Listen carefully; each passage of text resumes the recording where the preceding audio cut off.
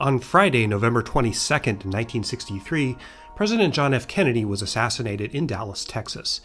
His killer, Lee Harvey Oswald, fired 3 shots from the Texas School Book Depository, and one of those shots killed the president. Oswald acted alone, not as part of any conspiracy. In 45 words, I just gave you the basic story of the Kennedy assassination, a watershed moment in history. However, possibly 80% of the people watching this video, or maybe even more, will likely think that some or most of the 45 words I just said are somehow wrong. And 3 words in particular, which also appear in the title of this video, Oswald acted alone. I'm Sean Munger, I'm a historian, and I'm about to take you on a journey into the heart of a much misunderstood event in American history. This is a very long video which I've broken into 2 segments, which are meant to go together, and in which I'll lay out the basic historical facts of the Kennedy assassination of 1963. And I hope to prove to you my thesis, which is right there in the title, that Oswald, Kennedy's killer, acted alone in doing so.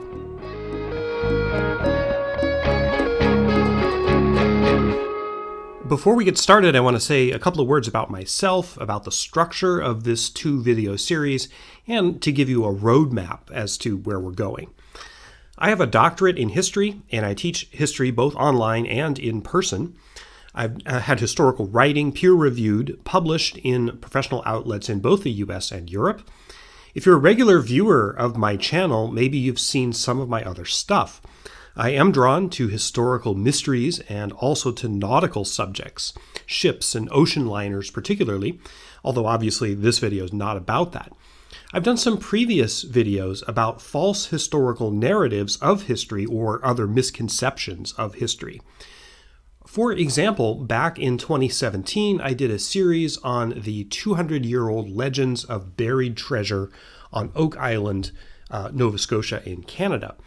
I've talked about the ancient aliens hypothesis and how history can be faked. This one on the Kennedy assassination is only the second of the truly long-form historical videos that I've done. The previous one from June 2022 is about the meaning of the Titanic disaster. Now, I realize this video is extremely long and covers a lot of ground. As you might imagine, there's a lot to talk about with the Kennedy assassination. I do not expect a lot of people will watch the segments all the way through from beginning to end, though of course you are welcome to do that if you wish. Instead, the way I suggest you navigate these videos is through the chapters. I've tried to delineate them as clearly as possible by subject, and they're numbered 1 to 36. This one is 1, of course 36 is the conclusion. And I'm going to put up on the screen here a scrolling list of all the chapters, which are identified, as I said, by subject. Thus, you can skip around if you like. Does the Grassy Knoll interest you? That's chapter 10. Want to know about the murder of Dallas police officer J.D. Tippit? That's chapter 12. The Garrison investigation, Oliver Stone's movie JFK, chapter 26. If a subject that you want isn't in the first half, it's probably in the second half.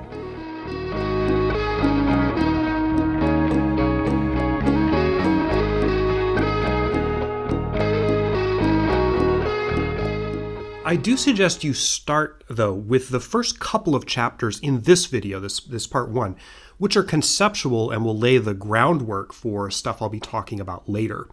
As you'll see, there's a certain methodology to my thinking, and you deserve to understand what that is. Something else I'll be doing, which I don't usually do in my videos, but I should probably start doing it more often, is I'm going to show citations to my sources. Now, I can't put links to all of them in the description or on cards within the video itself.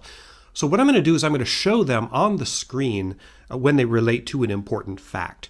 For example, if it was especially important that you know, I'm just pulling a fact at random, that Kennedy's plane touched down at Love Field in Dallas at 11:40 a.m. on November 22nd, I'll give you the site on the screen like this.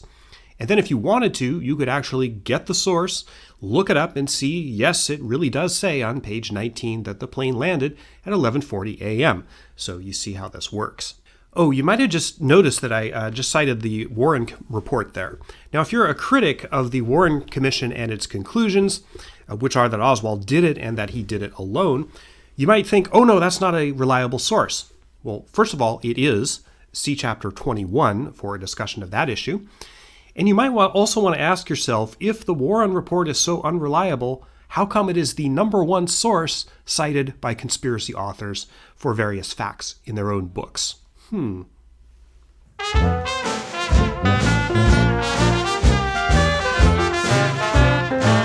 One of the other sources that I'll be citing is this book, which is gigantic and heavy.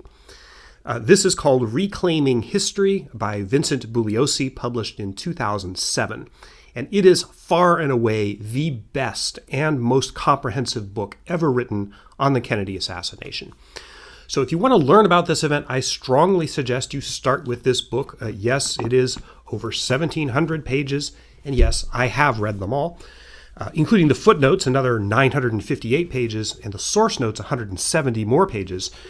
Those came, incidentally, on a separate CD-ROM with the original edition of the book. You can say I've already lost mine, but I preserve them on computer files.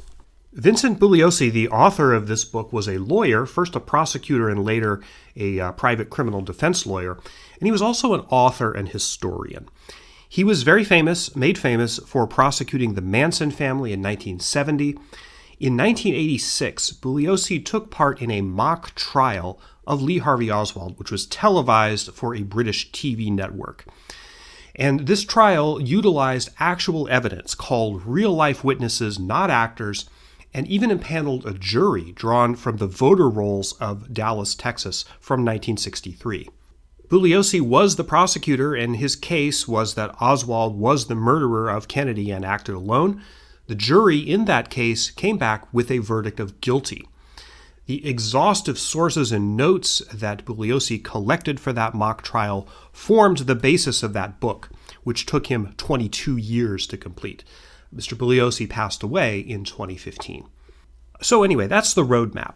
Before we begin, I want to spend a very brief time outlining the basic facts of the assassination. This is the general framework of what happened. The assassination occurred in Dealey Plaza in downtown Dallas, Texas, which still exists mostly in its original form today.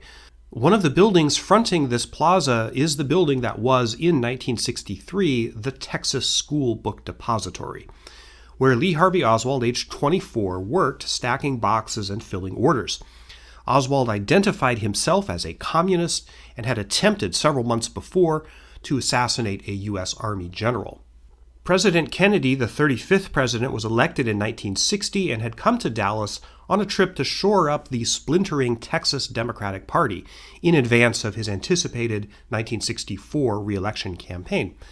Kennedy rode in this limousine in the motorcade, and in that car he was accompanied by his wife Jackie and Texas Governor John Connally. Vice President Lyndon Johnson was in another car behind them. At 12:30 p.m. on this day, November 22nd, 1963, 3 shots rang out in Dealey Plaza. President Kennedy was hit by 2 of those 3 shots.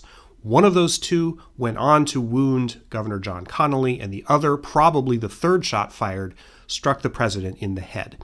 He never regained consciousness despite being rushed to Parkland Hospital, and he died not long after. Lyndon Johnson was sworn in as the 36th president aboard Air Force One just before it took off, bringing Kennedy's body back to Washington. Lee Harvey Oswald immediately fled the Texas School Book Depository just before police sealed it off. When they searched the building, which is where the shots came from, they found Oswald's Mannlicher Carcano rifle laying on the floor in a nest of book boxes around a 6th floor window. They also found the shell casings of the 3 bullets that he fired. His fingerprints were found all over the rifle and the boxes. Oswald caught a city bus and he went back to his rooming house across town where he was staying. He grabbed a .38 revolver, changed clothes, and then went back out. Shortly after that, when approached by a policeman in a car, J.D. Tippit, Oswald shot the policeman dead and ran away. By now, his description was all over the wires, and he was shortly apprehended in the Texas Theater, a movie theater. Oswald was taken to Dallas Police Headquarters, interrogated. He made a few statements to the press and was charged that night with the murders of President Kennedy and Officer Tippit. A decision was made to move him to the county jail. Just as that move was getting started, this was on Sunday morning, November 24th, Jack Ruby, a Dallas nightclub owner who was enraged by the assassination, ran into the parking garage at the police building and shot Oswald, who died shortly after. The new president, Lyndon Johnson, established a special federal commission to investigate the assassination. It was headed by Supreme Court Chief Justice Earl Warren, hence its name, the Warren Commission. The commission issued its report along with 26 volumes of supporting material in September 1964. It concluded that Oswald did it and that he had acted alone. There was a second investigation of the assassination in the late 1970s called the House Select Committee on Assassinations, which was independent of the Warren Commission. The HSCA, in its final report, concluded that there was likely a conspiracy. However, as I explain in Chapter 29, that conclusion was reached erroneously as a result of a single bit of evidence that was, in short order, proven beyond all doubt to have been erroneously construed by the HSCA.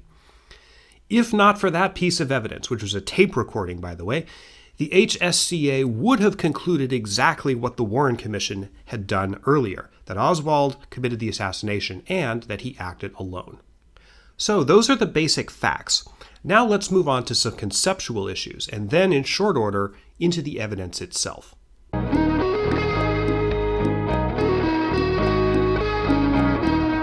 Okay, maybe the title of this chapter exaggerates a little bit. The opinion, it's not an opinion but a conclusion, that Lee Harvey Oswald assassinated John F. Kennedy and that he acted alone and not as part of a conspiracy is a minority view in America.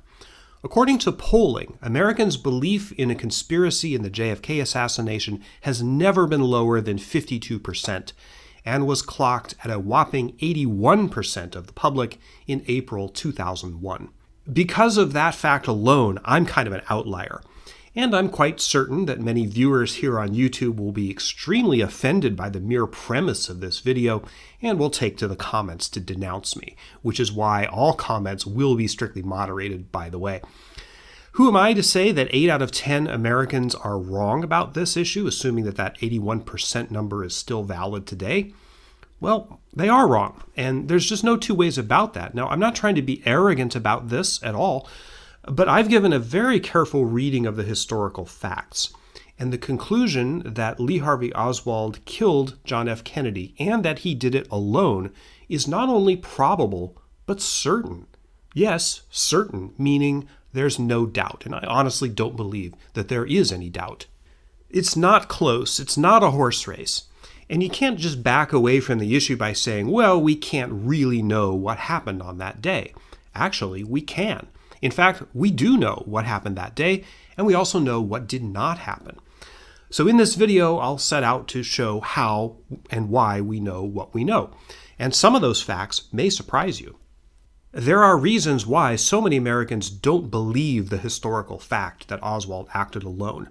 I'll get into some of those broader reasons in Chapter 34 about why many people want to believe that it was a conspiracy.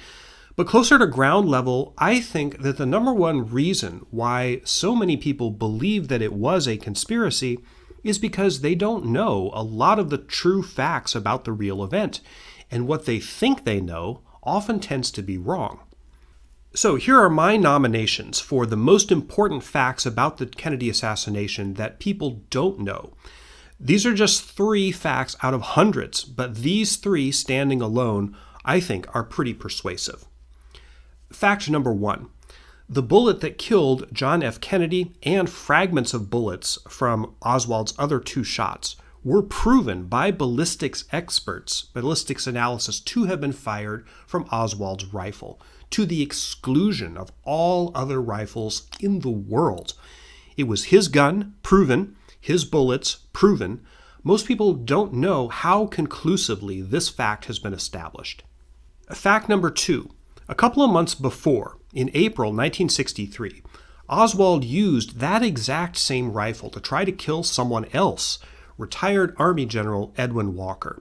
Oswald himself admitted that he did this, he told his wife. We'll talk about the Walker attempt in Chapter 12. Now, some people are amazed when I tell them that Oswald had tried to do this kind of thing before, and in fact that he used the same gun. The usual reaction is, gee, I didn't know that. How come I didn't know that? Well, the reason you didn't know that is because conspiracy theorist, authors, and filmmakers who produced lots of stuff about the JFK assassination generally don't include any mention of the Walker attempt, because it makes Oswald look really guilty, which in fact he is. Fact number 3. There were hundreds of eyewitnesses to the assassination who all saw pretty much the same thing. But there was one particular eyewitness who actually saw Oswald shooting Kennedy from the 6th floor window in the schoolbook depository. That man's name was Howard Brennan, and he was sitting on a concrete wall in Dealey Plaza, and he happened to be looking directly at the schoolbook depository at the moment the shots were fired. I looked directly across and up, possibility at a 45-degree angle. And this man, same man I had saw prior to the president's arrival, was in the window and taking aim for his last shot. After he fired the last or the third shot, he didn't seem to be in a great rush, hurry. He seemed to pause for a moment to see if for sure he accomplished his purpose, and he brought the gun back to rest in upright position as though he was satisfied. Not only did he see the gun poking out of the 6th floor window, he clearly saw the man who fired it. He gave a description of that man to the police. It was accurate. And then later that day, November 22nd, he identified Oswald personally in a police lineup as the man who had done it. Other witnesses, though they did not see the gun actually fire, also did see Oswald at the window. Now, most people don't realize that there was an eyewitness to Oswald actually shooting President Kennedy. Someone saw him do it and identified him, and the identification was corroborated by other witnesses. Now, that's pretty conclusive. Now, on the flip side, here are 3 fake facts that people think they know about the assassination and they don't usually realize are fake. Fake fact number 1. The bullet that killed President Kennedy or that wounded President Kennedy did some sort of physics-defying maneuver in midair, usually referred to as an S-turn. This is false. In Chapter 8, I'll explain why the so-called magic bullet didn't do anything magical at all. And I'll explain how this misconception got started and how deceptive conspiracy theorists continue to perpetuate it. The bullet was not pristine either, by the way, which is another false claim made by conspiracy theorists. Fake fact number 2. Oswald could not have fired 3 shots from the rifle in the time proven by the Zapruder film that the shots had to have been fired in. Now that is false. Not only could he do that, but he did do that. And the feat was easily replicated by investigators after the assassination. In fact, the FBI sharpshooter who tried it with the exact same gun even improved on Oswald's time. I'll discuss that in Chapter 7. Fake fact number 3. Jack Ruby, the Dallas nightclub owner who shot Lee Harvey Oswald on November 24, 1963, silenced Oswald for the Mafia. That is false. Ruby did not work for the Mafia. He wasn't sent by anybody. He just did it on his own. And I can prove it, and I'll discuss it in Chapter 16, and I'll give my citations there. So there you have it. 3 things that most people don't know about the JFK assassination, and 3 things that many people think they know, but which are false. The historical facts about the assassination have been crowded out by innuendo, distortions, and flat-out fabrications, to the point where real facts almost never get a hearing. This is why Bugliosi entitled his book Reclaiming History. He felt that historians had to reclaim the Kennedy assassination from the conspiracy theorists who have muddled it. Unfortunately, it's a sad reality that for many people, facts don't matter. When I was getting my PhD in history, I TA'd, TA stands for a teaching assistant, I TA'd for a class in 20th century American history. This is at the university level. I gave a quiz to my class, which included a multiple choice question about the Kennedy assassination. It was very simple. Who killed John F. Kennedy? A, the Mafia, B, the military, C, Lee Harvey Oswald, or D, the Soviets? Obviously, the correct answer was C. One student who did mark the correct answer, C, added a note in the margin, and the note read, quote, "I know this is the answer you want, but this is not what I believe," end quote. Note that choice of words. This is not what I believe, as if it's a religion. So if you're in this category, if you're unwilling to consider the facts in the Kennedy assassination, I recommend you stop watching this video right now. I'll only waste your time. Go watch some, cat videos or something like that.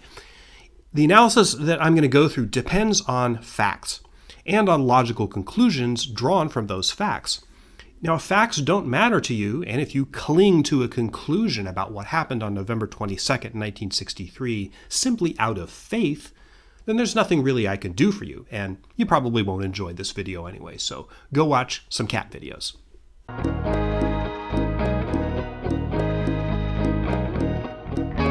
Before we begin with the facts of the Kennedy assassination, it's worth putting the whole event into historical context. And to do that, we need to take a look at a few other events in American history. Kennedy was one of 4 U.S. presidents who were murdered. For the record, the others were Abraham Lincoln, shot by John Wilkes Booth in 1865, James Garfield, shot by Charles G. Guiteau in 1881, and William McKinley, shot by Leon Salgaz in 1901. In addition to these 4 successful attempts, let's look at 5 others that are relevant. In 1835, a man named Richard Lawrence attempted to assassinate President Andrew Jackson. He walked up to him with 2 loaded pistols, both pistols misfired.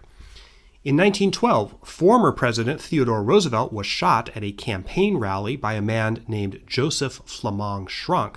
Roosevelt survived. In 1933, President-elect Franklin D. Roosevelt was shot at by a man named Giuseppe Zangara. FDR seems to have been the target, but Zangara did successfully kill the mayor of Chicago, who was standing next to FDR. In 1975, Squeaky Fromm, a member of the Charles Manson cult, attempted to assassinate President Gerald Ford. Her gun misfired. And finally, in 1981, John Hinckley shot President Ronald Reagan at the Washington Hilton Hotel. I did a video about that. Reagan was hit but survived. There have been various other attempts to kill U.S. presidents throughout history, but these 5 unsuccessful attempts are generally considered the most serious. So let's take all of these assassinations and attempts together, all 9, and what you see is a clear pattern. With one exception, all of these cases involve lone wolf assassins, not working with others as part of some deep-dyed plot. In some cases, the assailants were mentally ill or on the verge of mental illness, and in others, and sometimes both, there was to some degree a political motive to most of them. Charles Guiteau, President Garfield's assassin, was absolutely and clearly deranged. He had a lifelong struggle with mental illness, and there was no suggestion or evidence that he worked with anyone else. Leon Salgaz, who killed President McKinley in 1901, was not suffering from mental illness, most likely, but his motive was purely political. He was an anarchist, and a rather extreme anarchist, who saw himself as striking a blow against oppression and oligarchy. Similarly, Zangara, who attempted to assassinate FDR, had a political motive.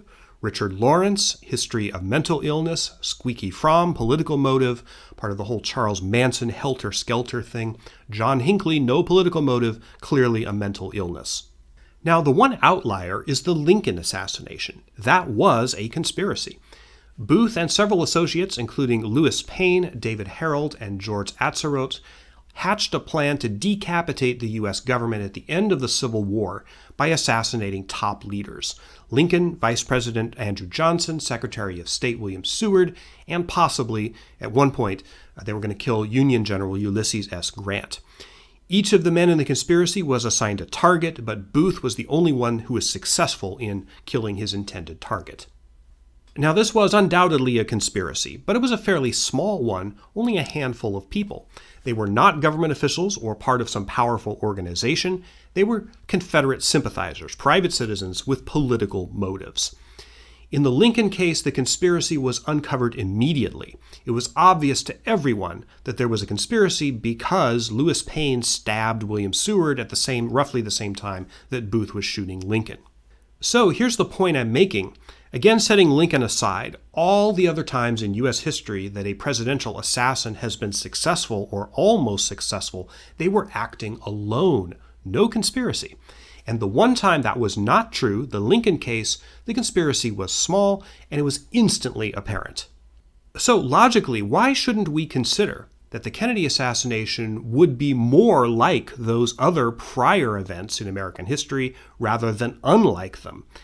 Now, this is not conclusive by any means, but logically, shouldn't the default position be, given how those other events unfolded, that this one is likely to follow the same pattern, political motive or mental illness, but no conspiracy?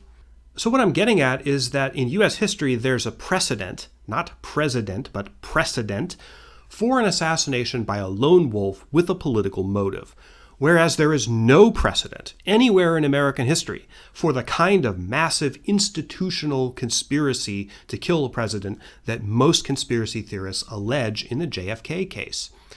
The CIA, the military, the Mafia never conspired to assassinate a U.S. president before, and they have not since. So why should this case be different? I've gone through this analysis at the outset, before we get to the physical and logical evidence in the JFK case, to set the stage. Even before examining that evidence, we already have a default setting, a pattern, which this case is likely to fit because it happened something like this before. And that pattern is no conspiracy at all, or if there is one, we would have noted unequivocally at the time. Okay, sorry to delay, but let's do one more logical setup before we get into the evidence. That's the next chapter.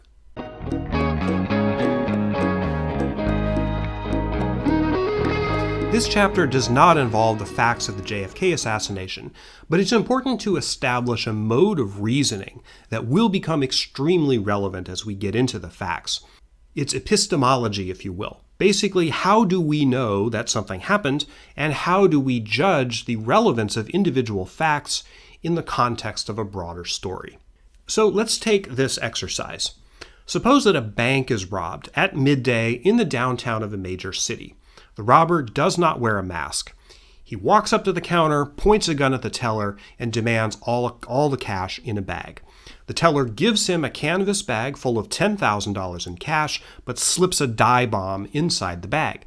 The robber walks out, and his face is clearly caught on a security camera. 30 minutes after the robbery, a man named Jake is arrested across town. In his car, he has a bunch of cash totaling $9,000, which is the bills are stained with purple dye. His hands are stained with purple dye. He's wearing different clothes than what the robber was wearing, but he matches the description perfectly. 10 witnesses identify Jake in various lineups as the bank robber. A gun is found in Jake's car, matching the one used in the robbery. It's registered to him, and it has his fingerprints on it. So as straightforward as this story is, suppose there are a couple of odd discrepancies. Let's call these the odd facts. First, neither the canvas bag, presumably stained with the purple dye, nor the other $1,000 is ever found. Second, a friend of Jake's insists that he saw Jake at a bar across town at the exact moment that the robbery was taking place. Third, the place where Jake was apprehended is unusually far from the bank in terms of the amount of distance that he could have covered in noontime traffic. And fourth, we don't know how he changed clothes. So suppose all of this evidence is presented at a trial. The prosecution presents the money, the dye, the fingerprints, the gun, the security camera footage, the 10 eyewitnesses, and Jake's girlfriend who testifies that he told her the night before that he was planning to rob a bank. And the defense puts on the odd facts. So what logical inference do we draw from the totality of the evidence?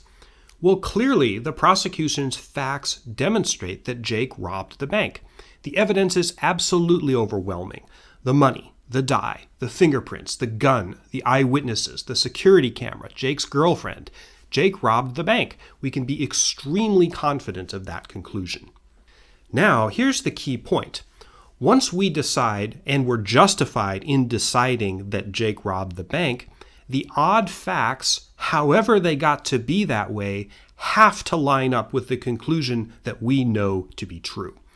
What happened to the canvas bag or the other $1,000 that was never found? We don't know, but whatever happened to it, by definition, cannot alter the conclusion that Jake robbed the bank. In fact, what happened to the canvas bag, by definition, can't be a very important fact. It might be interesting to know, but it can't be that important because it can't affect the outcome. So what about that eyewitness who said that he saw Jake at the bar?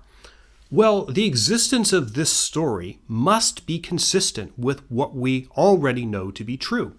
The witness may be lying. That would be consistent with what we know to be true. He might also be telling the truth.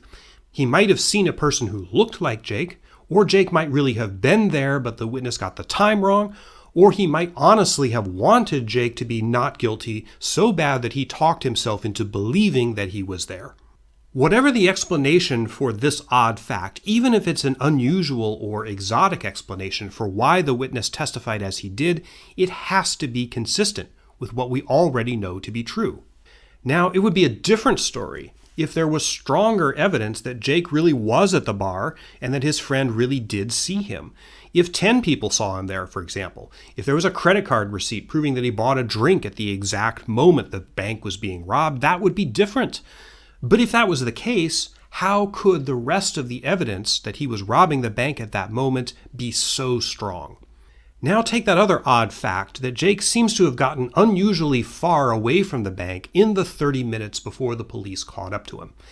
Now it might be out of line with what we would expect in the abstract, but if we can conclude from the rest of the evidence that Jake did rob the bank, then by definition, however unlikely it might have seemed, he must have gotten that distance away from the bank. Maybe traffic was unusually light, maybe he took a shortcut, but there's got to be some explanation, and that explanation must be consistent with what we already know to be true. Okay, so what's the point of this exercise? It's to show how evidence works and how conclusions work in the real world. When we get into the JFK assassination, conspiracy theorists will often trumpet one specific claim or assertion that they insist is the absolute death knell for the conclusion that Oswald acted alone. But their reliance on that single claim or assertion tends to ignore the rest of the overwhelming totality of the evidence, or worse, pretends like the existence of that claim or assertion can change the conclusion that we would otherwise draw from that evidence. Let me give you another example, a hypothetical one. The oft-repeated claim that Oswald could not have recycled the rifle and made those 3 shots in 5.6 seconds. As we'll see, that claim is factually false. A gunman could easily have done this with the rifle that Oswald was using. But let's just assume, just for the sake of argument, that it's remotely possible but unlikely, that it stretches to the very edge of what is physically possible with Oswald's Mannlicher Carcano rifle. So does it matter that it's unlikely? No. It's like the claim in the bank robbery analogy that it seems unlikely that Jake could have gotten as far as he did before the police caught up with him. That claim does not cut in favor of Jake's innocence, though, because the rest of the evidence is so conclusive. He did rob the bank, so therefore he must have driven that distance in 30 minutes, however unlikely that it was.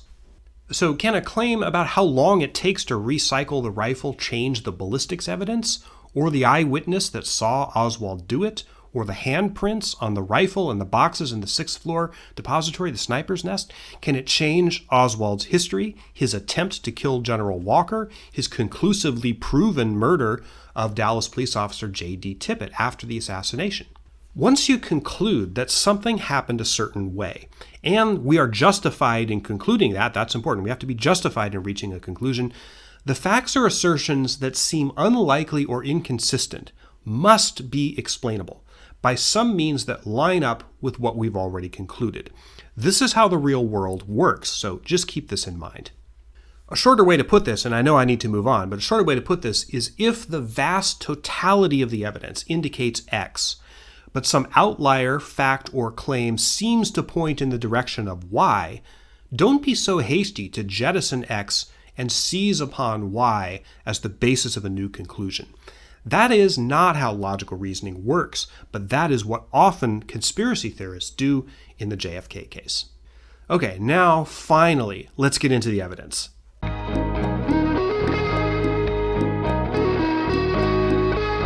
The piece of purported evidence of a conspiracy in the JFK assassination that has convinced apparently more people than any other single claim, is the movement or alleged movement of President Kennedy's head just after he received the fatal shot, which is a horrifying image that is caught on the Zapruder film.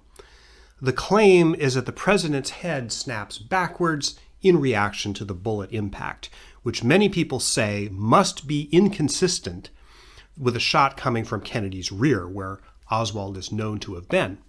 Therefore, the story goes, this alone is supposedly proof that the fatal shot came from the front, not the rear. The motion of Kennedy's head is itself repeated as a mantra in the climactic courtroom scene from Oliver Stone's 1991 film JFK, and it's the title of this chapter, Back and to the Left, Back and to the Left. The Zapruder film is, of course, the famous 8mm home movie filmed on a silent camera by Dallas clothing company owner Abraham Zapruder, who was standing here on what's called the pergola, an architectural feature in Dealey Plaza. The frames of the film which capture the moment of the assassination are numbered starting 1 from the first frame of the film that depicts the motorcade in Dealey Plaza. I am not going to show you the Zapruder film in this video for 2 reasons. First, I'm not sure of the copyright status of it, and I might get a copyright strike. Second, it is horribly graphic and triggering. After all, it captures a human death on film, and this video would be demonetized instantly if I showed it. But you can find it here on YouTube if you want to, and you can find still images of the frames all over the internet. The moment of the head wound occurs at frame 313. Okay, so there are 2 reasons why the supposed head snap does not indicate that President Kennedy was hit by a shot from the front. The first is that what you think you see in the film, what the conspiracy theorists want you to think that you see, is Kennedy's head moving backwards directly in response to the shot. But that's not what's on the film. In fact, the president's head moves forward and down first in frames 312 and 314, and only then does it start moving backwards. Because I can't show you the actual horrible images, I've drawn these hopefully inoffensive stick figures to demonstrate, but they are traced directly from the frames of the Zapruder film, and if you want to check my work and see the actual frames, they are reproduced in Bugliosi's book in the photo section between pages 434 and 435. See, here is frame 312, which is where the bullet strikes, and here is 313. This is super gross, but junk from Kennedy's head is clearly moving upwards and forwards. Only at frame 314 does the infamous head snap motion start. Now, I'm not distorting anything. Go and check the frames of the Zapruder film for yourself. So it is not back to the left, but rather forward and down, and then back. The second reason why it doesn't mean that Kennedy was hit by a shot from the front is that the movement of a person's head when it is struck by a bullet is significantly affected by neuromuscular reaction, not the force of the bullet itself. Now, the House Select Committee on Assassinations spent a considerable amount of time on this issue, although admittedly not as much as it should have, and it concluded that this was the cause of the movements of the president's head when Oswald's bullet struck him. So how can a bunch of total amateurs, which is what conspiracy theorists are, say what a human body must ordinarily do in response to a catastrophic headshot? I mean, unless you've been in combat for an extensive period of time, probably not that many of us have seen all that many people shot with high-powered rifles. So what frame of reference do we have to know how Kennedy should or should not have reacted in this situation? So there you have it. First, it is not back and to the left. The Zapruder film proves it was forward and down and then back. And second, even if that was not the case, we can still explain the image on the Zapruder film, entirely consistent with and entirely supportive of Oswald firing from the book depository behind the motorcade. So if you combine this evidence that a shot from the front was probably impossible anyway, That's the myth of the Grassy Knoll, which I cover in Chapter 10, and it's clear that back and to the left is not evidence of a second gunman, and certainly not evidence of Oswald's innocence.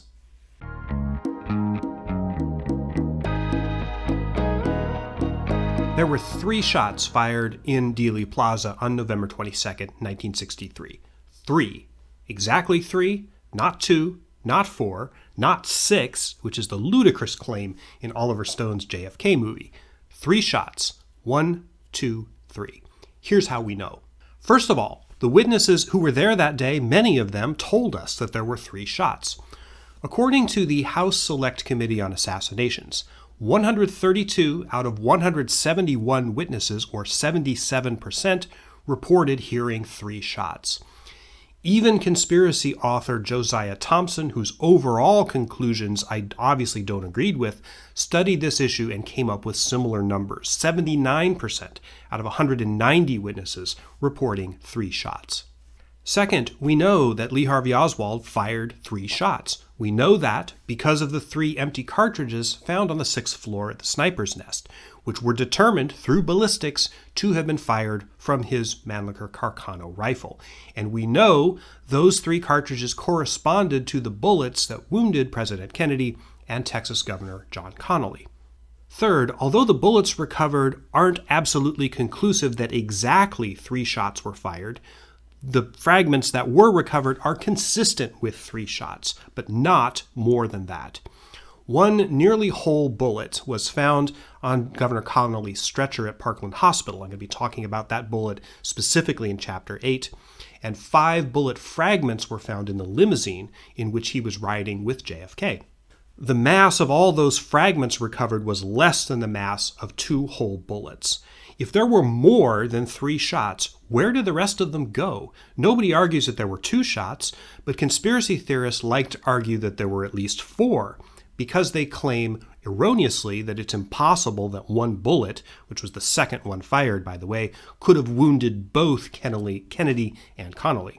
But if Kennedy's neck wound, which was made by shot number 2, and the wounds to Kennedy's back and wrist, which were also made by shot number 2, were in fact made by separate shots, where did that additional bullet go? It had to have impacted somewhere in the limousine, right? But no such additional bullet was found. Only 1 from the stretcher, and the fragments which were probably from shot number 3. In the mock trial of Lee Harvey Oswald in London in 1986, prosecutor Vincent Bugliosi grilled conspiracy believer Dr. Cyril Wecht on this point. Where, if there was a 4th shot, did it end up? He didn't have an answer. The overwhelming weight of the evidence, ear witness testimony, physical evidence, and logical inferences drawn from them, indicates that there were 3 shots fired. No more, no less.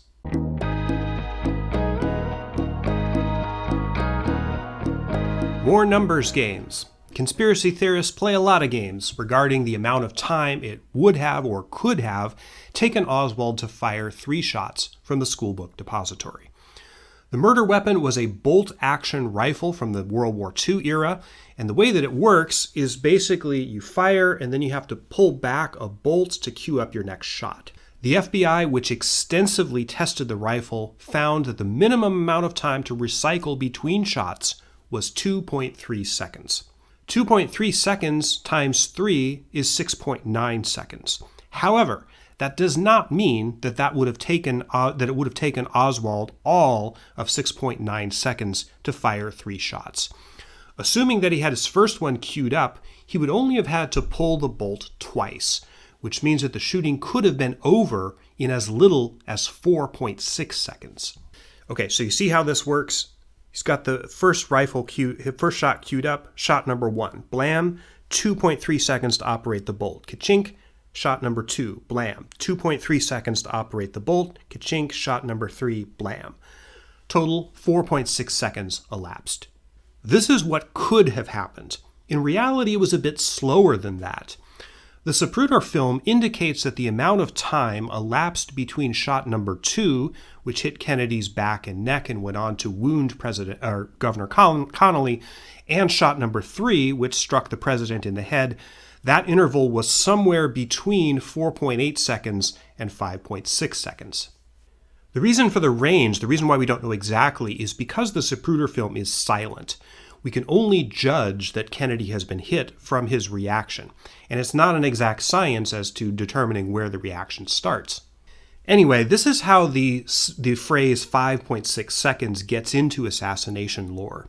Conspiracy theorists claim erroneously that the Zapruder film establishes that it would have taken Oswald 5.6 seconds to fire all 3 shots. That's not true at all. It could have taken a considerably shorter time than that.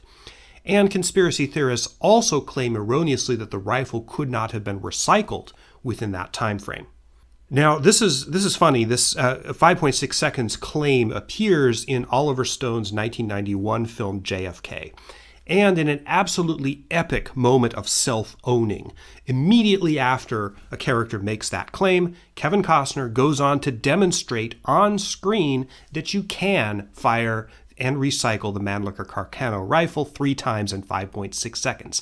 In fact, here's the clip with a time code to prove it.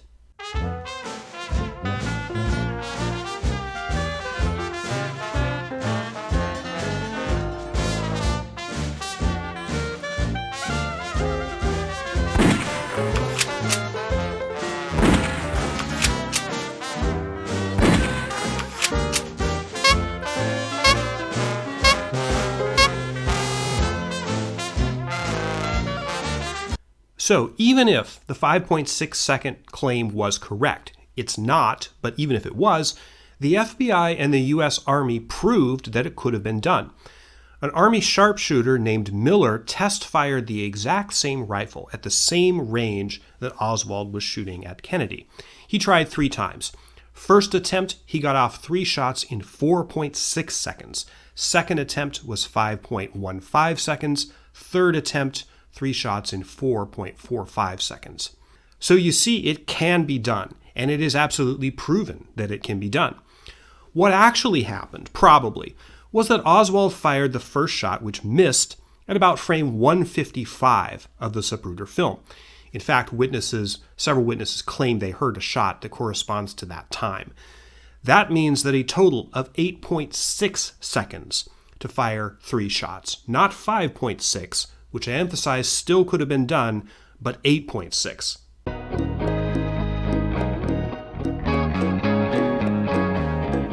Aside from the movement of Kennedy's head in reaction to the shot, the other thing that is apparently highly responsible for selling people on the idea of a conspiracy is the notion of the so-called magic bullet.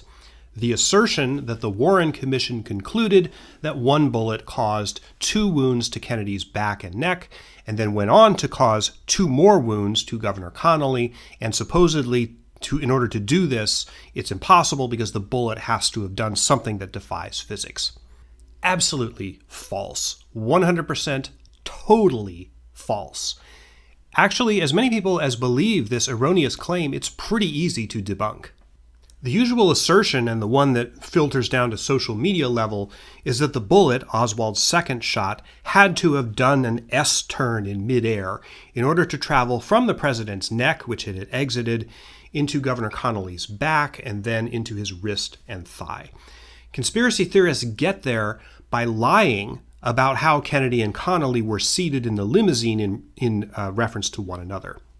This lie got started from one single incorrect sketch called the Grodin sketch, which was drawn in 1969 by conspiracy theorist R.B. Cutler. The Grodin sketch, I'm going to use that term to refer to all subsequent drawings based on it, like this one, but this sketch shows Connally seated directly in front of Kennedy, meaning that the path of the bullet hitting one and then the other would indeed have to be S-shaped. But the problem was that we're not oriented that way. Connally was sitting on a jump seat sticking out of the side of the limo interior. He was not directly in front of Kennedy. He was seated ahead of him and more to the left than Kennedy was. Here is a photo of them sitting in the limousine. You can see it's pretty damn obvious.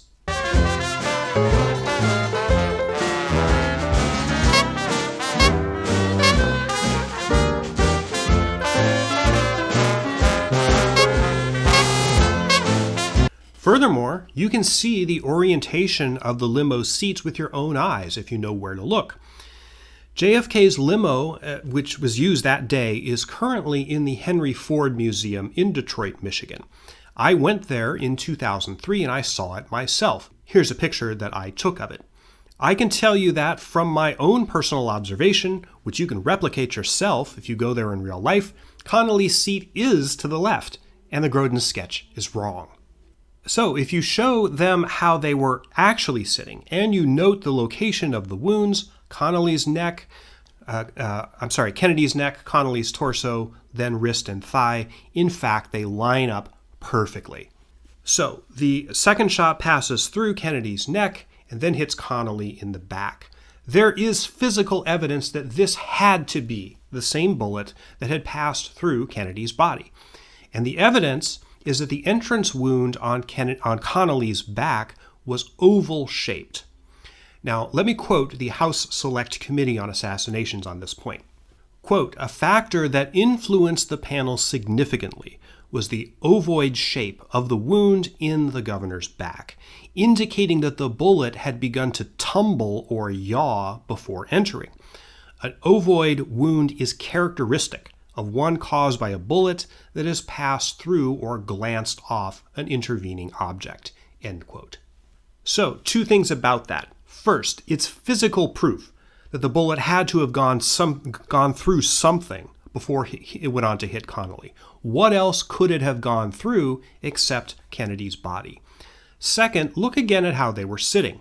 Connolly was hit in the back. Given where they were in relation to the school book depository, how could he have been hit by a shot that didn't go through President Kennedy first? Another misleading reason why conspiracy theorists refer to this as the so-called magic bullet is that they say the bullet was somehow pristine. It was found on Governor Connolly's stretcher at Parkland Hospital. It was not at all pristine, but to a certain extent, the Warren Commission itself promoted this misconception because the photo that they happened to choose to publish in the report makes it look that way, and here is that photo. It does look pretty intact, doesn't it? The commission made a mistake by showing only this photo of the bullet. If they had shown the photos of the other side of the bullet, as the House Select Committee on Assassinations later did, it would have been clear that it wasn't pristine at all, but rather quite squashed, as you see here. An expert who testified for the HSCA, Dr. Michael Baden, said, quote, "This is a very damaged bullet, not a pristine bullet. This is a bullet that is deformed. It would be very hard to take a hammer and flatten it to the degree to which this is flattened." End quote. So you see, the bullet wasn't magic at all. It didn't do anything that violated the laws of physics, and it wasn't pristine. The evidence clearly supports the conclusion that one bullet caused the wounds to Kennedy's neck and all the wounds to Governor Connolly. This was the second shot that Oswald fired.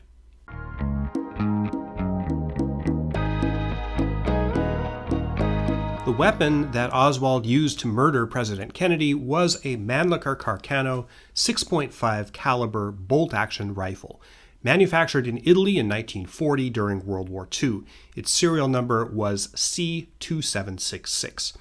The rifle, which was found on the 6th floor of the school book depository in the sniper's nest, was modified with a 4-power telescopic sight and a homemade sling made of 2 leather straps.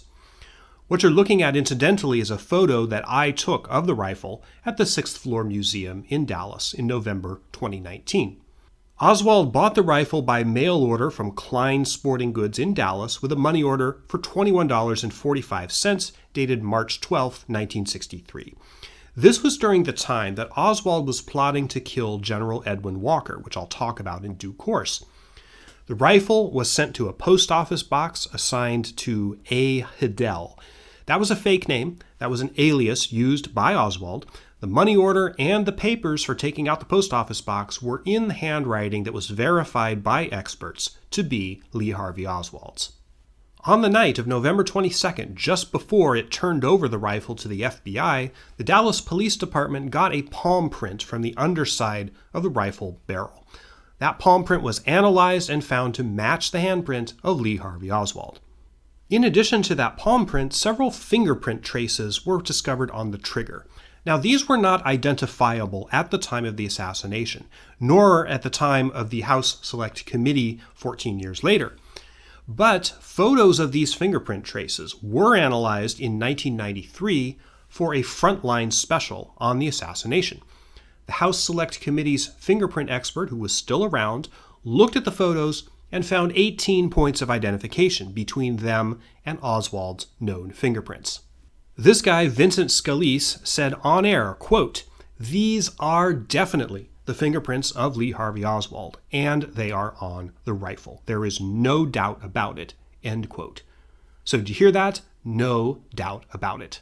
In addition, several cotton fibers were found wedged between the butt of the rifle and the stock. They were blue, gray, and orange. Those fibers matched exactly the shirt that Oswald was wearing when he was arrested on the afternoon of November 22nd. There is also, of course, a famous photo of Oswald holding that rifle, which was taken by his wife, Marina, in the spring of 1963. Conspiracy theorists like to claim that this photo is faked, which Oswald also did when he was being interrogated by the police, but that's nonsense. Photographic experts, both in 1964 at the time of the original Warren Commission investigation and in the 70s, the House Select Committee, they examined the pictures, and there were actually 3 of them, and photographic experts proved that they were genuine. To make it even more certain that the photos weren't faked, one of the prints, as I said there were 3 of them, one of them was even signed by Lee Harvey Oswald. He gave it to George de Mohrenschildt, pretty much his only friend, in April 1963. Once again, the handwriting was a match to that known to be of Lee Harvey Oswald, and was proven as such by the House Select Committee on Assassinations. This evidence is uncontroverted. It is absolutely 100% conclusive. Lee Harvey Oswald bought and owned the rifle. His palm print and his fingerprints were found on it without any doubt that they were his.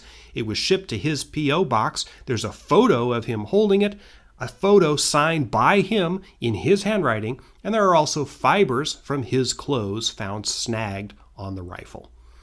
And remember, the bullets that killed President Kennedy and wounded John Connally were proven by ballistics to have been fired from this exact weapon, to the exclusion of all other weapons in the world. Bam! Slam dunk. Absolutely conclusive. You've got the murder weapon, you've got the murderer's fingerprints on it. This evidence alone could have sent Oswald to the electric chair if Ruby hadn't shot him.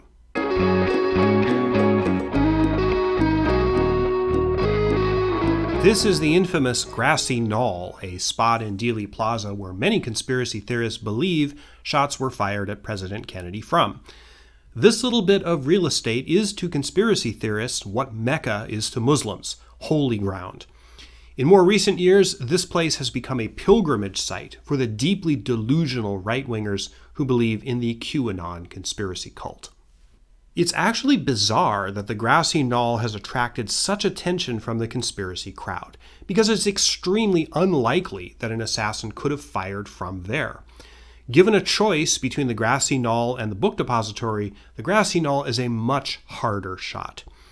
From Oswald's point of view in the book depository, the limousine and the president would be moving a whole lot less in his field of vision than they would be from the viewpoint of an assassin on the Grassy Knoll. So the shot from Oswald's view in the depository window, at least once the limousine came out from behind the tree foliage, was a much easier shot. Furthermore, you're asking us to believe that the conspirators put a gunman on ground level, surrounded by literally hundreds of people right out there in the open where anybody could have seen what he was doing. As you recall, someone down on the ground level actually saw Oswald shooting from the 6th floor. But no one saw a gunman if he was down there on the ground level, and where would this gunman supposedly have escaped to after firing from this position? So this is the key thing. If an assassin was on the Grassy Knoll, the only place he could have run after firing the shots was through this area, known as the picket fence area. Now, a witness happened to be watching that exact area at the moment of the assassination. His name was Lee Bowers, and he was up in a tower at the railroad yard behind Dealey Plaza. He didn't see anyone running away with a gun or anyone running away, period. No one, in fact, saw anything like that. Now, I am aware of two fake witnesses, Virgil Hoffman and Gene Hill, who claimed that they saw something like that. I'm going to deal with them in chapter 28. Short version, they made up their stories years after the assassination. I'm also aware of the ludicrous British TV quote-unquote documentary series, The Men Who Killed Kennedy from 1988, which has a lot of hijinks involving the Grassy Knoll, the silly badge man thing. And I'm going to deal with that in chapter 30. Short version, it's nonsense.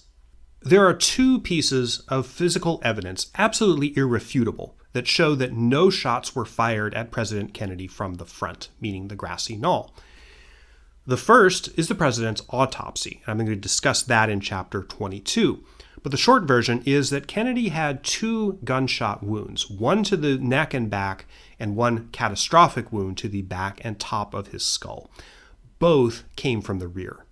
One of the autopsy surgeons said, quote, "I did not see any evidence on the dead body of President Kennedy of wounds of entry on the front portions of the cadaver," end quote. Conclusive. No shot from the Grassy Knoll or anywhere else in the front of the motorcade. Now, the second piece of physical evidence is where the bullet fragments were found in the president's limousine. Personally, I found this evidence extraordinarily persuasive. The large bullet fragments were found in or near the front seat of the limo, the front seat. Some smaller fragments were found on the rug under the left jump seat in front of where Kennedy was sitting. If he had been hit from the front, from the Grassy Knoll, why would bullet fragments have been found forward of him? Bullets don't bounce around like rubber balls. If bullet fragments were found in the rear seat or behind the limo, that would be one thing. But they were all found forward of where Kennedy was sitting. This is powerful evidence that shots came from behind, not the front. So the Grassy Knoll is a red herring. It just is. No shots came from there. No shots could have come from there.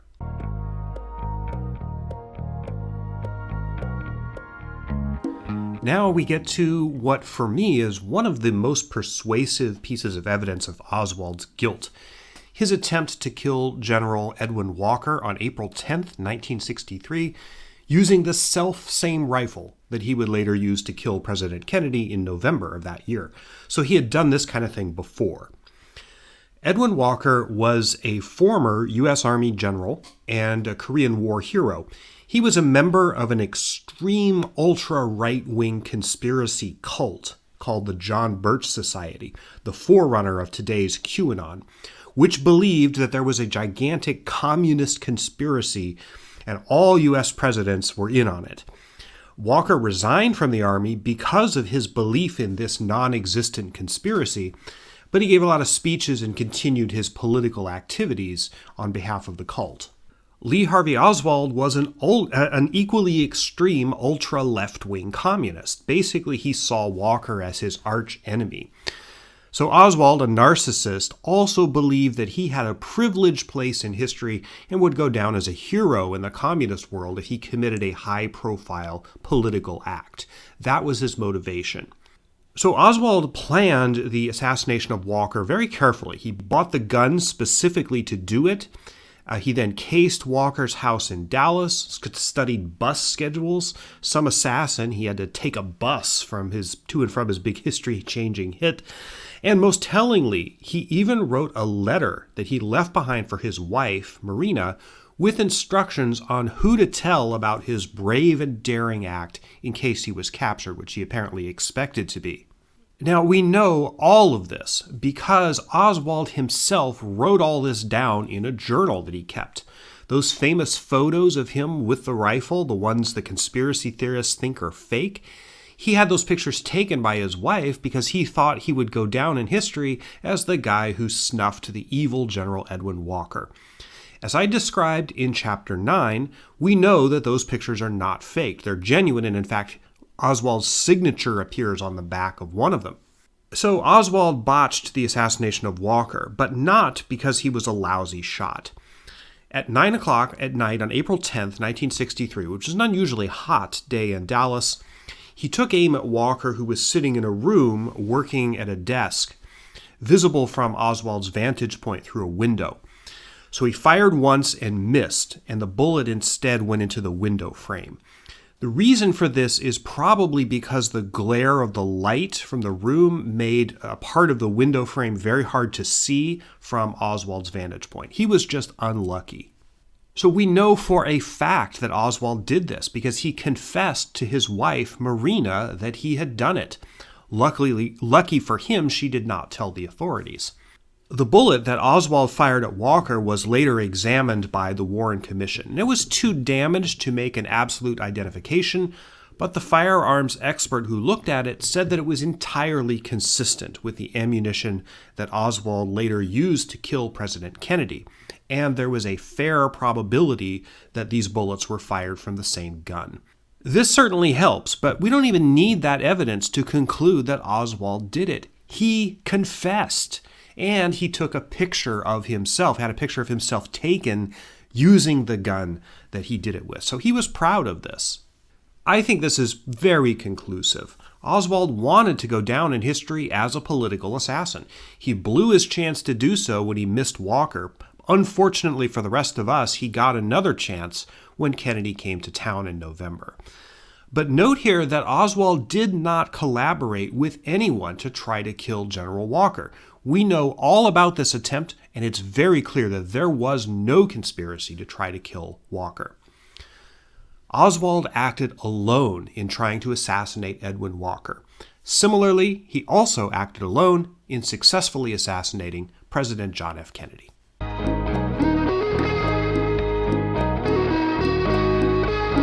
Sadly, President John F. Kennedy was not the only murder that Lee Harvey Oswald committed on that day, November 22, 1963.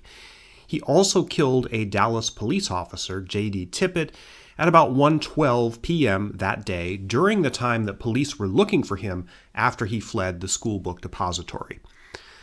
So I'm not going to spend that much time on this because it is an absolute slam dunk. There is just no doubt about it whatsoever. Dallas police were fanning out after the assassination, looking for the man who had been seen at the window of the school book depository firing at President Kennedy. Oswald went home to his rooming house, he changed his clothes, and he grabbed a gun. In addition to the rifle that he'd used, he also owned a .38 revolver. At 10th and Patton Street in Dallas, a squad car driven by Officer Tippit encountered Oswald and called him over because he looked like the guy they were looking for. Oswald went up to the car, said something to Tippit, then pulled out the gun and blew him away with 4 shots, and Tippit died instantly. This murder, which occurred right out in the open in broad daylight, was witnessed by 12 people who either saw Oswald shooting Tippit directly or observed him running away from the scene. This was a murder with a dozen eyewitnesses. Furthermore, the .38 was found in Oswald's pocket when he was arrested at the Texas Theater not long after. And the bullets that hit Officer Tippit, proven with ballistics to have been fired from that exact gun, to the exclusion of all other weapons in the world. So logically, why would Oswald have killed Tippit if he wasn't running away from the assassination of the president?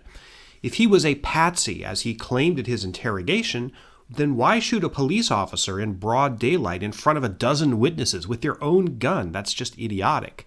There is no possible reason why he would have done this that doesn't implicate him in the assassination of Kennedy. He knew they were looking for the guy who shot the president. He knew he was the guy who shot the president. When Tippit spotted him and called him out, he knew he'd been cornered. Killing the officer was a last-ditch, super desperate attempt at an escape. Not very well thought out, though. There's just nothing more to say on this. He did it. And it's direct evidence of his guilt in the assassination of President Kennedy. If you like what I'm doing here, don't just subscribe, although of course it would be great if you did that, but it'd be really helpful for you to click on one of my other videos. I have several on various other historical mysteries or false narratives of history, and I have a lot of videos on various nautical topics. I'm primarily a historian, but I'm also an author and teacher. I teach history courses online at my website, seanmunger.com. I've also got several books available on Amazon, including a crime thriller. It's called The Sun Thief. That's the sequel to In Deadly Mirrors. I also wrote a science fiction book called The Valley of Forever. I have a Patreon. That's patreon.com/Sean Munger, or you can donate to my Ko-Fi. The link is in the description to this video. I'll also put a link to my Substack blog, seanmungerhistory.substack.com, where I write about world problems from a historical standpoint. Thanks so much for your support. Sorry to interrupt the flow. Let's get back to the subject of the Kennedy assassination.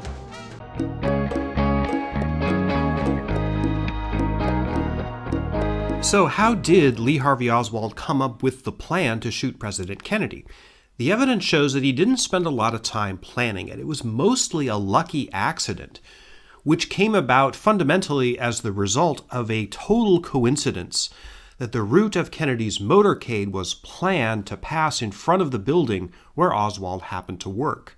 I think this evidence is really interesting because it tends to prove that there was no conspiracy, that Oswald was not working with anyone.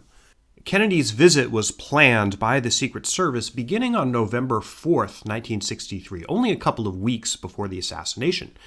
The motorcade was ultimately headed to the Dallas Trade Mart, where Kennedy would have made a speech. Now, this is really interesting. The selection of the Trade Mart as a location didn't even appear in any Dallas papers until November 15th, a week before the event. It was reported in the Dallas Times-Herald on that day. And the motorcade route, which was not even finalized until November 18th, was first published also in the Dallas Times-Herald on November 19th, only 3 days before the assassination. The Morning News also carried a story on it. This was how Oswald found out about the motorcade and realized that it would pass in front of his building, only 3 days before the assassination. Honestly, if this was some deep-seated plot to kill JFK, don't you think that the conspirators would have spent months planning this in advance? How could it have been thrown together in just 3 days? It just doesn't make any sense. Furthermore, here's another important fact. Oswald hadn't even worked at the Texas School Book Depository for very long. He applied for that job on October 15th. Now, the depository, the institution of the School Book Depository, actually had 2 buildings. One was on Dealey Plaza, and the other was on Houston Street, which was very far from the motorcade route. The manager of this company, one Roy Truly, assigned Oswald to work at the depository on Dealey Plaza, and another man who applied for a job that same day to work on Houston Street. He could just as easily have assigned Oswald to Houston Street, and then he wouldn't have had the opportunity to assassinate President Kennedy. This is powerful evidence that there was no conspiracy. Oswald wasn't working for anyone when he shot the president. If he was, how come the conspirators left it up to a book company manager to decide whether their trigger man would be in place in range of the motorcade? And if you say, well, Roy Truly must have been in on it, well, how could he have known that the motorcade was going to pass by that spot if the decision for that route wasn't even made until November 18th and Truly assigned Oswald to the Dealey Plaza location on October 15th? This fact alone, without anything else, is proof that, to me at least, that Oswald was not part of a conspiracy. So here's another really interesting piece of evidence. At the time of the assassination, Oswald was estranged from his wife Marina, whom he'd met when he lived in the Soviet Union after his defection there in 1959. They were separated at the time. Marina was living at the house of a friend, Ruth Payne, and hers and Oswald's 2 children were with her. So Oswald rented a tiny room in this boarding house. This is the room that he returned to after shooting Kennedy to pick up his gun just before he blew away Officer Tippit. Anyway, in the days before the assassination, during the time that he must have been planning it, meaning after November 19th, when the motorcade route was made public, and November 22nd, Oswald tried to reconcile with his wife, Marina. He said that he was going to get an apartment where they could all live together with the kids, and he wanted her to join him there. Oswald did not have a car. He usually asked a friend, Wesley Frazier, to drive him over to Ruth Payne's house to see his wife, Marina. This always happened on weekends and by special arrangement. Wesley Frazier, full name Buell Wesley Frazier, also worked at the Texas School Book Depository. A number of the Oswald's possessions, including the rifle that he had used to shoot Edwin Walker, were stored in Ruth Payne's garage. On Thursday, November 21st, the day before the assassination, Oswald asked if he could ride with Frazier to the Payne house. He said he wanted to pick up some curtain rods to put in the apartment that he was renting. This was the first time that Oswald had gone to the Payne's house on a night other than a weekend, and the first time he ever came unannounced.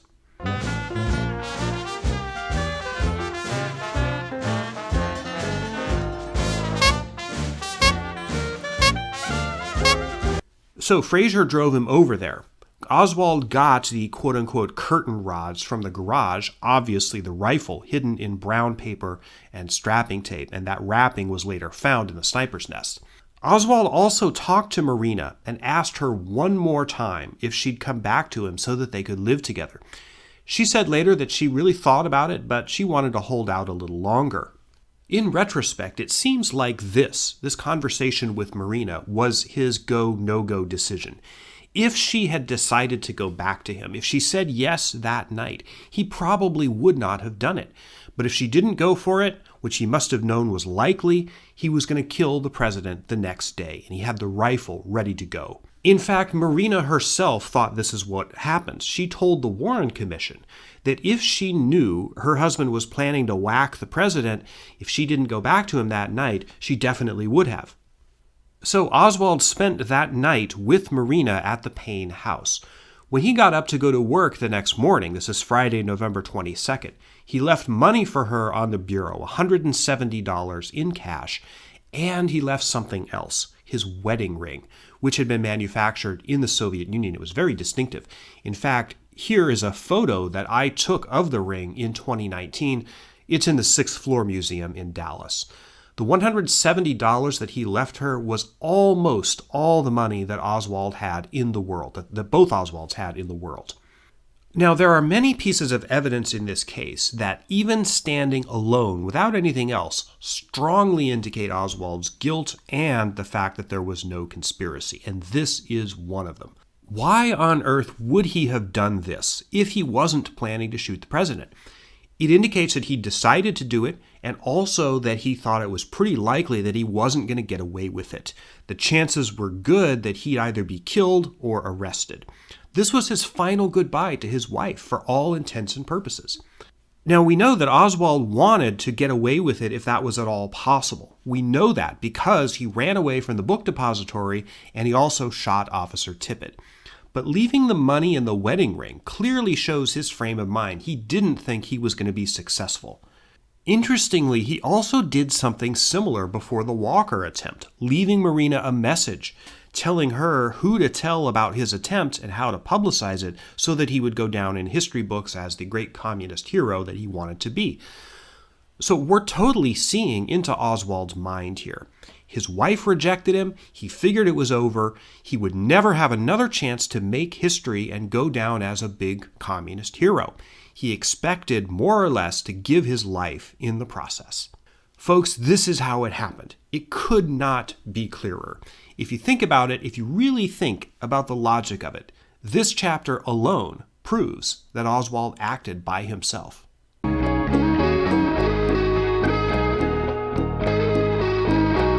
The most famous declaration that Oswald made while he was in custody was in the presence of TV news reporters in the Dallas jail about 7:55 p.m. on the evening of the assassination. A reporter asked him, "Did you shoot the president?" And Oswald responded, quote, "No, they've taken me in because of the fact that I have lived in the Soviet Union. I'm just a patsy," end quote. People who believe there was a conspiracy in the JFK assassination and that Oswald was innocent have seized on these words as literal truth, "I'm just a patsy," which they take to mean that Oswald was framed by the true conspirators to deflect blame away from them. But if you think about this claim logically, and especially when you consider it in conjunction with the actual evidence of Oswald's guilt, it turns out that that view doesn't make a whole lot of sense. So, first point that proves that he was not a patsy. Assume, just for the sake of this example, that there was a conspiracy to kill Kennedy and that Oswald was somehow part of it. He clearly did not volunteer to take the fall. He ran away from the school book depository, and he even killed police officer J.D. Tippit in a pretty futile attempt to escape.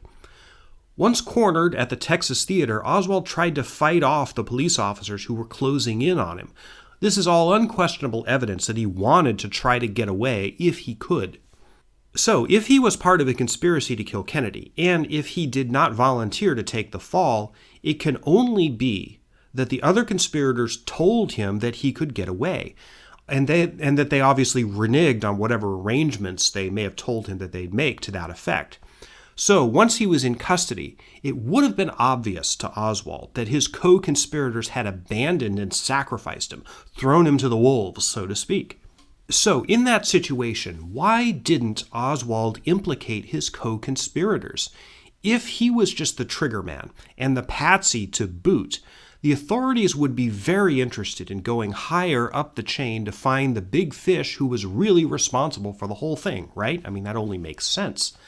If Oswald cooperated with them, he might have been able to cut some kind of deal with the authorities in exchange for his testimony against his superiors. So why didn't he implicate anyone else? Oswald was in custody for 2 days, from the afternoon of Friday, November 22nd to the late morning of Sunday, November 24th, when he was himself assassinated by Jack Ruby. In all of the statements that he made to police, many of which were patently false and made no sense, he never implicated anyone else. But as you see here, not only did Oswald have every reason in the world to point the finger at someone else, in fact, after he was captured, it was the only possible way that he might have been able to escape or reduce the punishment that he would face, which we know for a fact that he very much wanted to do because he went so far as to gun down a police officer in cold blood in an unsuccessful attempt to get away. This whole scenario gets even more far-fetched if you consider what most JFK conspiracy theorists think about Jack Ruby, which is that he killed Oswald on November 24th to silence him and prevent him from doing the exact thing that I just said was his only possible way out, if he was involved in a plot. But Oswald had not yet done that at the time Ruby killed him, after he'd already been in custody for 2 days.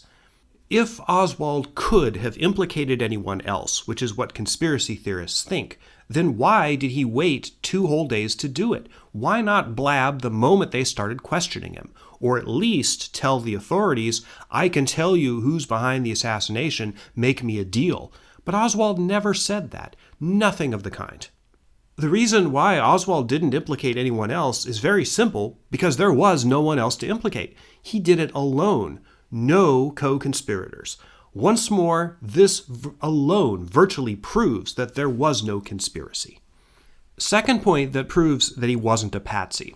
The scenario that I just talked about and debunked is that Oswald was knowingly part of a conspiracy to kill the president, that he was up there in the book depository doing the shooting, but that he was doing it on behalf of someone else.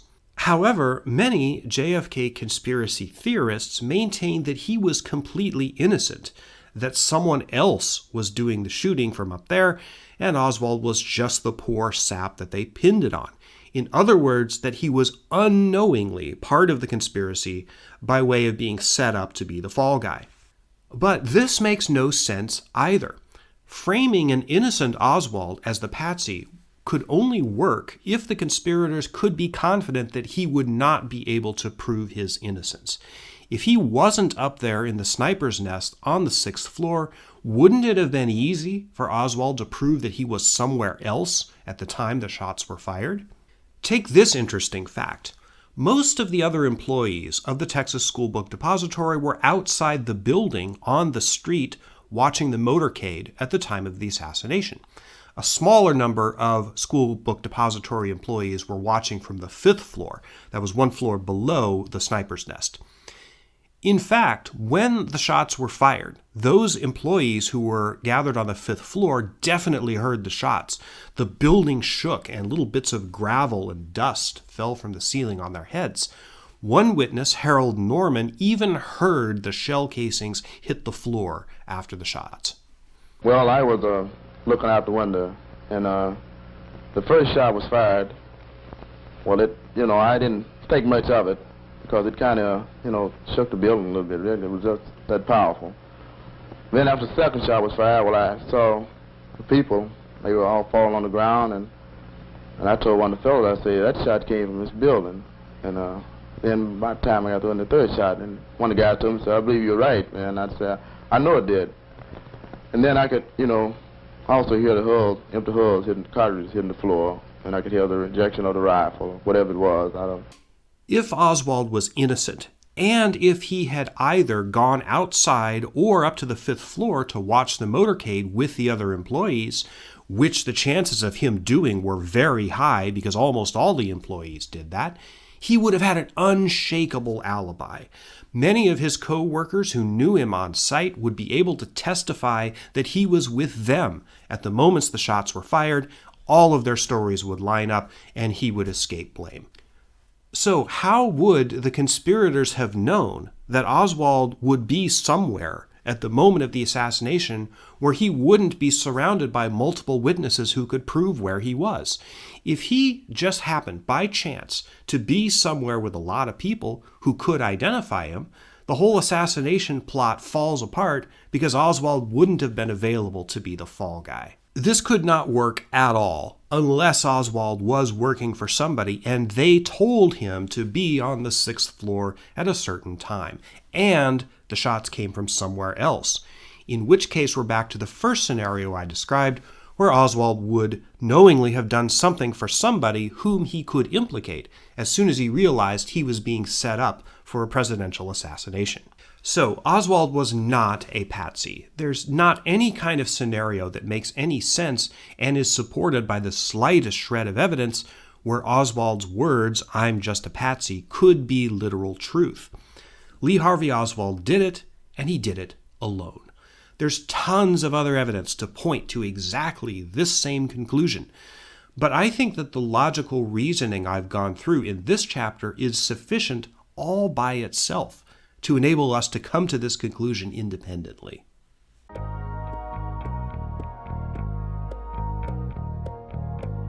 So now we get into the subject of Oswald's assassin, Jack Ruby. Now I'm not going to talk a whole lot about him. The conventional wisdom, such as it is among conspiracy theorists, is that Ruby was a Mafia hitman who supposedly silenced Oswald to prevent him from implicating the real conspirators. In the last chapter, I explained why that belief is wrong and extremely far-fetched. But here we'll get into how we know that Ruby was not a hitman and why he did what he did. Jack Ruby, Dallas nightclub owner, was a highly emotional man with a quick temper and a propensity for violence. The FBI interviewed nearly 100 people who knew him very well, and almost every single one of them commented on his emotional nature and his hot temper, such as, for a representative example, one Billy Joe Willis, who was a drummer at Ruby's Carousel Club and who knew Ruby very well. He testified that he was, quote, a highly emotional person who had no control over his emotions. So that's just one example. There are many, many more. Ruby was incredibly distraught at the news of President Kennedy's assassination. Not only did he close his own Carousel Club out of respect for the president, but he called up other business owners in Dallas and urged them to close their establishments too. He went to synagogue to pray for Kennedy, and years later his sister Eva told historian Vincent Bugliosi that Jack, quote, cried harder when President Kennedy was killed than when Ma and Pa died, end quote. Not only was Ruby distraught at the assassination, but he wanted to and actively tried to participate in events surrounding it. For example, he went to Parkland Hospital where Kennedy died, and then after Oswald was arrested, he started hanging around the Dallas City Hall where the jail was where Oswald was being held. A witness claimed, quote, if there was one Ruby trait that stands out, it's that he had to be where the action was. That's why the president's assassination and all the follow-up activity at the jail with Oswald and the press attracted Jack like a magnet. It was a natural for him, end quote. Ruby, in fact, went to police headquarters on Friday evening, and he was present in the hallway outside the door where Oswald was being interrogated. Ruby was very friendly with the Dallas police. Of course, we know he was back at the station on Sunday morning, November 24th, coincidentally at the exact time that Oswald was about to be moved from Dallas Police HQ to the county jail. Ruby had been hanging around in that part of town, and in fact, he was at the Western Union Telegraph office near police headquarters until just a few minutes before the Oswald shooting. He was carrying a gun, that was usual for him, and Ruby slipped into police headquarters basement where security was lax and seized his opportunity to run right up and shoot Oswald point blank. Most of you have probably seen the photo of this event. I'm not going to show it because I think it's a little too graphic for what I want this video to be. The circumstances of Ruby's shooting of Oswald prove, and I deliberately use that word prove, that the killing was completely opportunistic. Now, this is what author Norman Mailer had to say about this issue in a 1995 article. Quote, "Why was Ruby standing online in Western Union waiting his turn to send $25 to a stripper while time kept floating away and Oswald might be moved at any moment? The question cannot be answered. How many Confederates, and most of them had to be police, would be necessary to coordinate such a move? No one who is the key figure in a careful schedule that will reach its climax as the target is being transferred is going to be found dawdling across the street at a Western Union office with only a few minutes to go. It would take hours for a stage director to begin to choreograph such a scene for an opera." End quote. Furthermore, Ruby himself told us how this all came about. On July 18, 1964, Ruby was given a polygraph test observed by the FBI and the Warren Commission. So here are some excerpts from that interview. These are direct quotes. Question: Did you decide to shoot Oswald on Saturday night? No. Did you first decide to shoot Oswald on Sunday morning? Yes. Did you shoot Oswald because of any influence of the underworld? No. Did you shoot Oswald in order to save Mrs. Kennedy the ordeal of a trial? Yes. End quote. Now, it is true that polygraph or lie detector tests are not conclusive, and there was serious question as to Ruby's mental state, which was always a little shaky. But the test showed no obvious indication of deception. Ruby volunteered very heavily to take it. In the total absence of any evidence or facts to the contrary, I think we can conclude that it's more likely than not that Ruby was telling the truth in this interview, that he did not work for the Mafia, and that his decision to blow Oswald away was basically a spur-of-the-moment opportunistic one. Furthermore, the Ruby worked for the Mafia gag makes no sense if there is no other evidence that the Mafia was in any way connected to the assassination. And there isn't.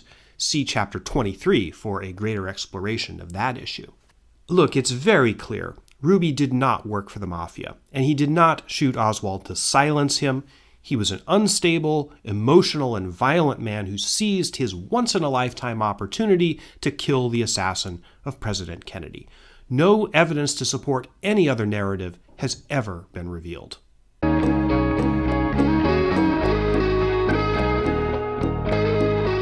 A gigantic and unsolvable problem with the idea that Oswald was part of a conspiracy to kill President Kennedy is that, as a practical matter, there's absolutely no way that a group of high-level political conspirators could have relied on Oswald to do anything. The man was so completely incompetent at almost everything, and he was incapable, completely incapable, of working with or taking orders from anyone, that the more you know about him, the more laughable the idea becomes that he could have been part of some big plot. In my opinion, the most illuminating part of Vincent Bugliosi's mammoth book on the assassination, this gigantic thing, is the section that is the exhaustive biography of Lee Harvey Oswald. Now, this section is 275 pages long and has over 1,600 source notes. Everything that you could ever want to know about this man is here, and it's exhaustively detailed. Now, the Warren Report also has a much more condensed biography of Oswald, but it's not nearly as in-depth and doesn't illuminate the main point that I'm talking about here nearly as well as Bugliosi's independent investigation.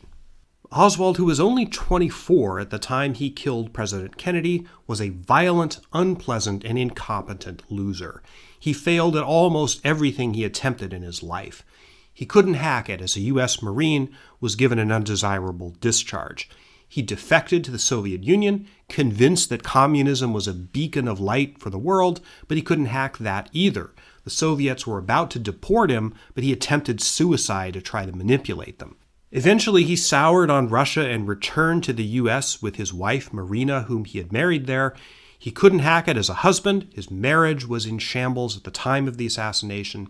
He kept drifting around, Dallas to New Orleans to Dallas again.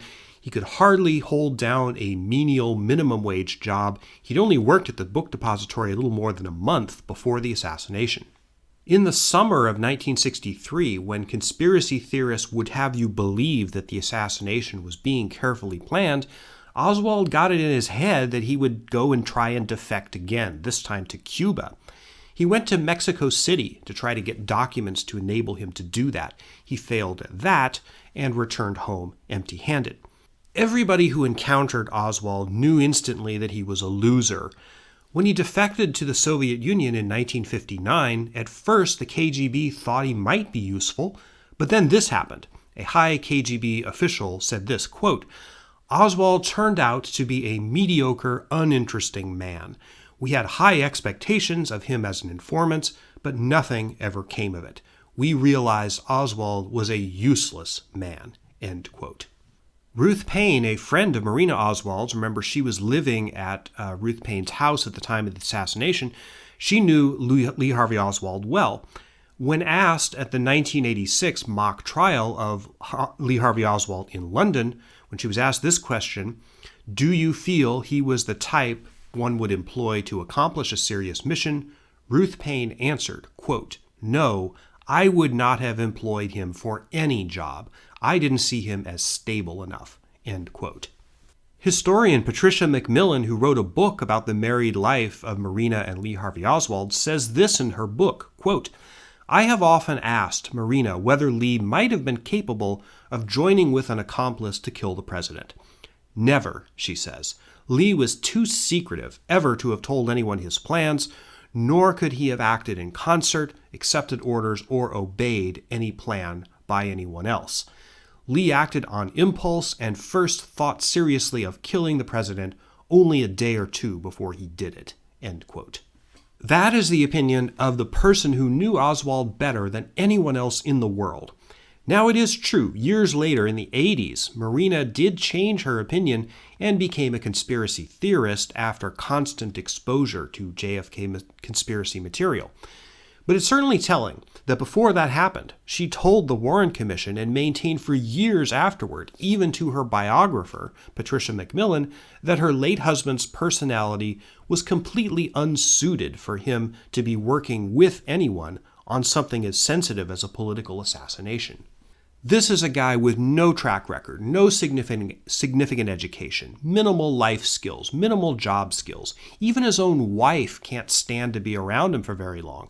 A long record of erratic behavior. A political extremist who didn't even understand the politics that he thought he was supporting. Recall how disillusioned he became after living in the Soviet Union.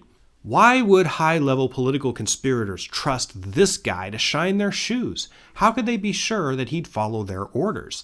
How could they be sure that he wouldn't betray them to save his neck? It doesn't make any sense. Now, I said that Oswald was incompetent and a failure at almost everything he did in his entire life. The one thing that he did in his life that did succeed, unfortunately, was killing the President of the United States. He was a pretty decent marksman, contrary to what conspiracy theorists will tell you, and fate happened to put him in the right place at the right time, when he read in the papers that Kennedy's motorcade was going to pass right in front of the building where he happened to work. It's an absolute shame and a horribly unlucky accident of history that the one time in his entire life that this miserable screw-up does something right, it's to do something like this. But it was not a conspiracy. Oswald was completely untrustworthy. You wouldn't hire a guy like this to flip burgers, much less to work as part of a team to achieve a complicated political objective.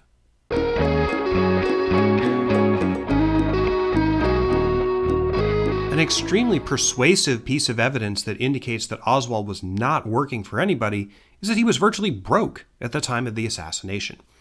Now, the Warren Commission did an excellent job of tracking Oswald's household finances down to the last penny. You may remember that on the morning of the assassination, Oswald left some money and his wedding ring for his wife Marina, probably because he knew he wouldn't be coming back. He left her $170 in cash. You know how much money he had on his person when the police arrested him? $13.87. So put those together, this is all the money that he had in the entire world, $183.87. Almost all JFK conspiracy theorists think that Lee Harvey Oswald was some sort of secret agent who was working for somebody. Right-wing elements of the U.S. government, or the KGB, or the Mafia, or somebody, but was working for somebody for years before the assassination. That claim is absolutely ridiculous. If he was, what were they paying him? He and Marina lived hand to mouth. They were constantly broke. If he was a big CIA or KGB agent gearing up for this big caper, and his job at the book depository or his other previous menial jobs were just fronts, then where is the evidence that he was spending more than he made from these menial jobs? Oswald didn't even have a car. He fled the assassination and got away from Dealey Plaza on a city bus. These agencies that Oswald supposedly worked for, they didn't even get him a car, even an old clunker? Apparently not. The rifle that Oswald used to kill President Kennedy cost $21.45. Oswald paid for it himself with a money order that was conclusively traced. Don't you think the conspirators would have given him a state-of-the-art sniper rifle, probably costing thousands of dollars, for this, the most important job that they would ever pull off? And again, Oswald had used that exact same $21 gun to try to kill General Walker in April 1963. So, those who insist that Oswald was part of a conspiracy to kill Kennedy want us to believe, first, that he received absolutely no monetary compensation for being part of this plan, and second, that he'd worked for some intelligence or other group absolutely for free for years prior to the assassination. And third, that the conspirators were so cheap that they forced Oswald to buy his own rifle and bring it from home to commit the biggest political assassination of the 20th century. This makes absolutely zero sense. The fact that Oswald was broke, which we can prove beyond all doubt, is itself evidence that there was no conspiracy.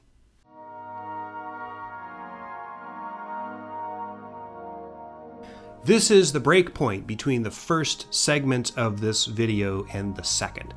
So please continue on to part 2 of Oswald Acted Alone, the JFK Assassination Solved. The same number scheme of the chapters is going to apply there. So that's why we're going to pick up there with chapter 20. Thanks very much. In the meantime, please like, subscribe, share, do all the stuff that you normally do for a video you like, and I'll see you in the next segment.